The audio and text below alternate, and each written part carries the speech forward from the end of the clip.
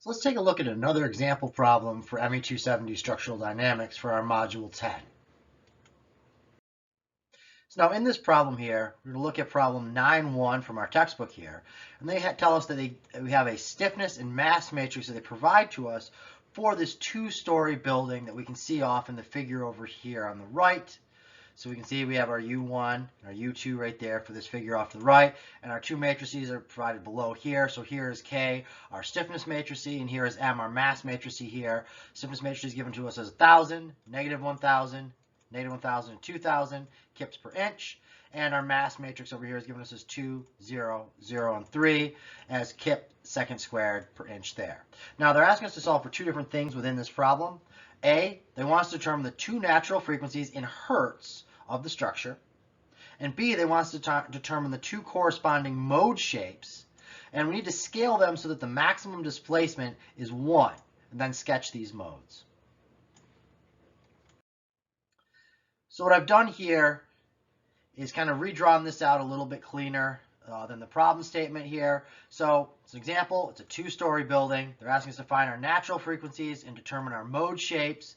They give us the diagram here for the two-story shear building, and they give us our mass matrix shown here, so I've typed out, and our stiffness matrix here typed out with the correct units as well. So this is my hand drawn out of the previous slide there, so you can kind of see my point in doing this is to show that if your handwriting is a little bit messy like mine, it might not hurt to type things out, especially if somebody else is looking through your answers or you need to go reference back to this in the future. Either take the space that I did here and make it nice and as clean as possible, even with your messy handwriting as you draw things out, or take the time to make the diagrams and draw them out and type them out within an editor.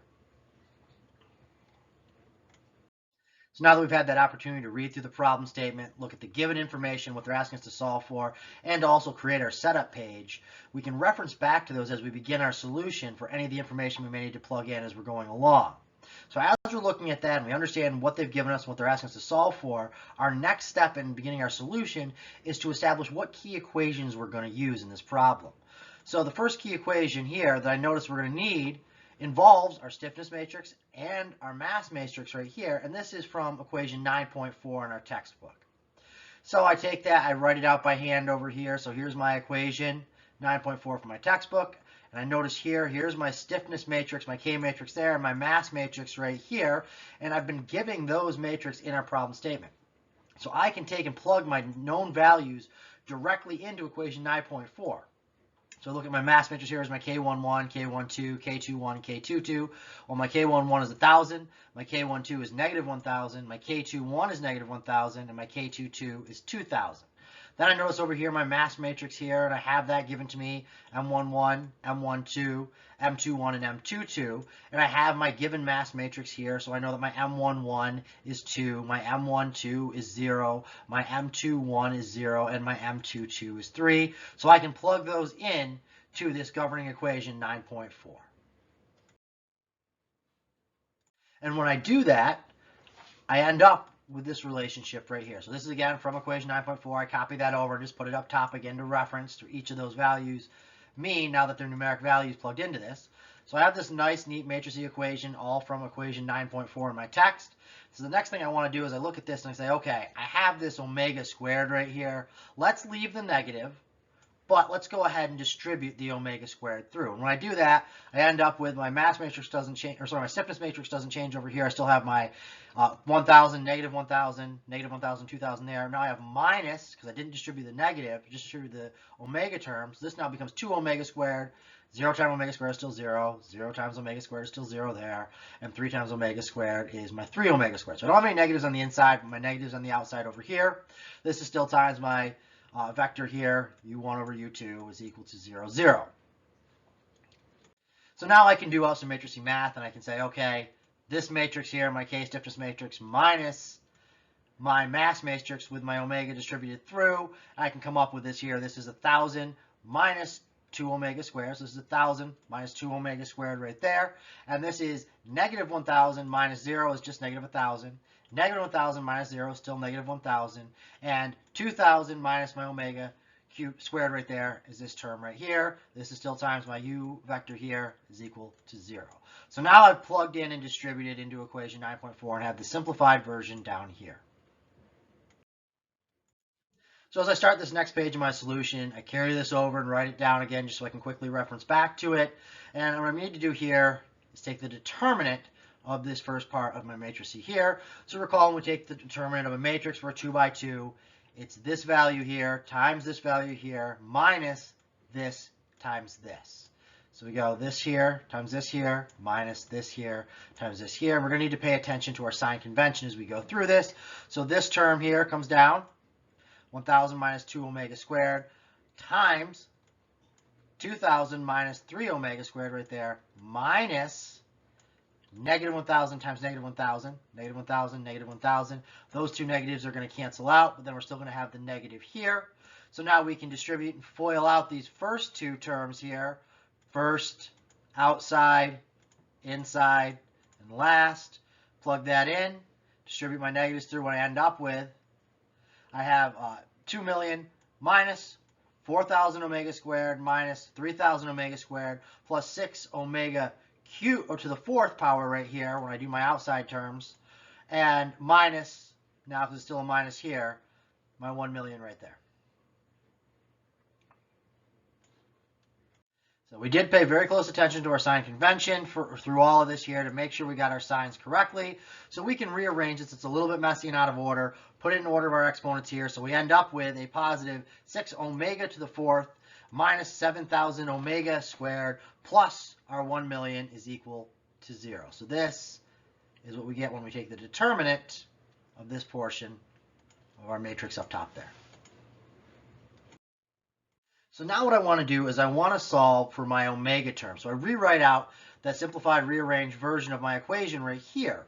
And now there's a couple different ways that we could solve this. We could easily plug this into a numeric solver. We could go into MATLAB. We could write in Python, Mathematica. Even Excel can handle something like this. But I've chosen to just do this one by hand. It's not too complicated here. So I'm going to say this is my A term, my B term, and my C term right there. And I can say that omega squared is equal to negative B plus or minus the square root of B squared minus 4AC all over 2A from my basic quadratic equations. Going back to high school math right here, we can pull this out and still utilize this. For this problem, it does work out for us. So we do that there, and what we say now is plug in. So our B term right here, or omega squared, is equal to negative B, which is a negative 7,000, so a positive 7,000 plus or minus the square root of our B squared, well 7,000, there we go, squared right there, negative going away is my squares, minus 4 times AC, where A is 6, and my C is this 1 million right there, all over 2 times my A value right there, or 2 times 6.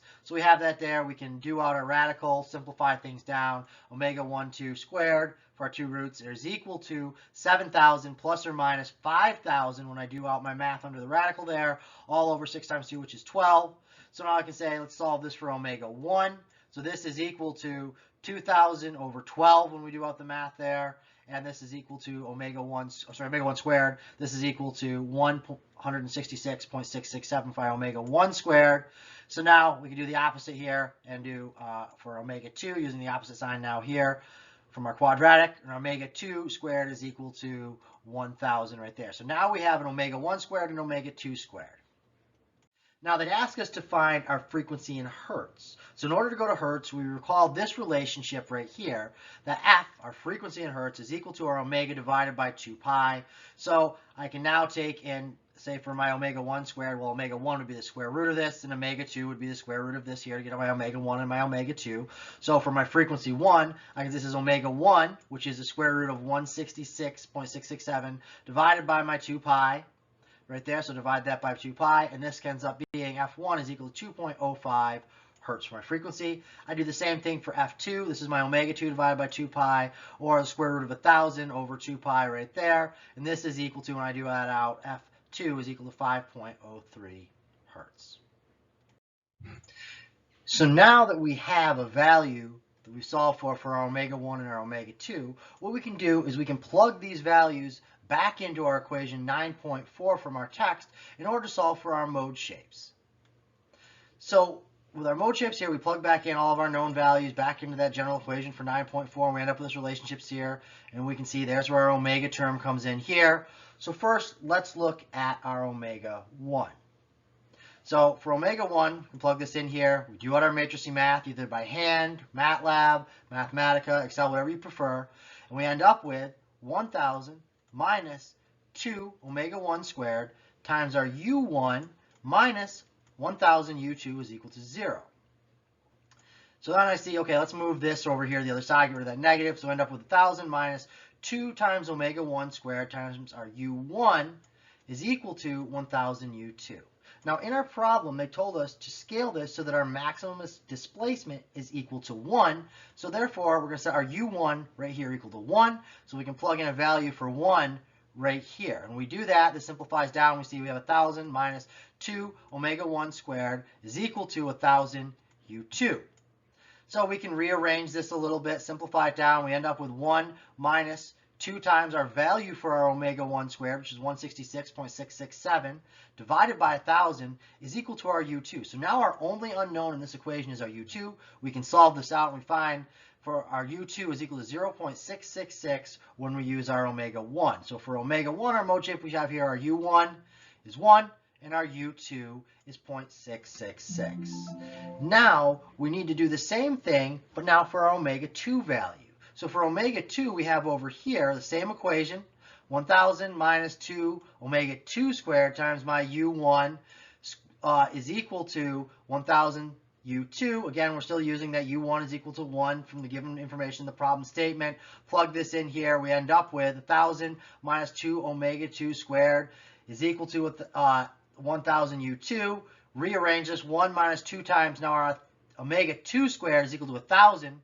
All divided by 1,000. Those two are going to end up canceling out, is equal to u2. So we end up with here 1 minus 2 u2. u2 is equal to a negative 1.